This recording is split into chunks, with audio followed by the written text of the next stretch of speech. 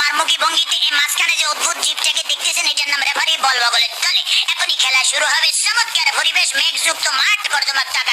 Referee এদিক ওদিক তাকাইতে যে খেলা শুরু করে বাঁশি মারমাকি লম্বা বাঁশি দেখছেন, এরকম আর বাঁশি জিন্দিগিতে কেউ দেখে না। খেলা শুরু হয়ে গেছে, রেফারি বল ছাড়া তো তারা যাচ্ছে, বল তারা ধুচ্ছে না, সামনে কোনো বল নেই, একজন আরেকজনের পিছিয়ে ধরছে আর খালি লাফি মাইতে কি সুন্দর শারীরিক ক্ষমতা দেখছেন, খালি কাটতে চিন্তা করে রেফারি ফরম দিচ্ছিলেন সুইঙ্গাম চাপাইতেছে লড়ে ধরে না।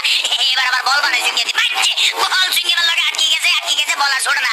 এতে কই কি কাপ করলে রেফারি মুখের ভিতরে বল মারবে, এটা তো গোল পোস্ট না, তবু মারি যে বল ছুটে না, ছুট দিয়ে গেছে বল মারলো, কই মারলো আল্লাহ মারলো, একজনের পাইছে মামা মামা কি আলামত দেখছেন নি, বুড়ের লাগে সিঙ্গেম লাগছে, সিঙ্গেম লাগে বল লাগছে, আর তেমন বল ছড়ে দিয়ে কি করবো, তাৎক্ষণিক ভাবে ডিসিশন চিন্তা করে ধরে রেফারিকে দৌড়াচ্ছে, রেফারি ধরে হেঁটে দৌড়ে, রেফারি ধরে হেঁটে দৌড়ে, দৌড়ে গেছে মামা মামা মামা রেফারি কাছে ভরে গেছে, কি মজা লাগলো।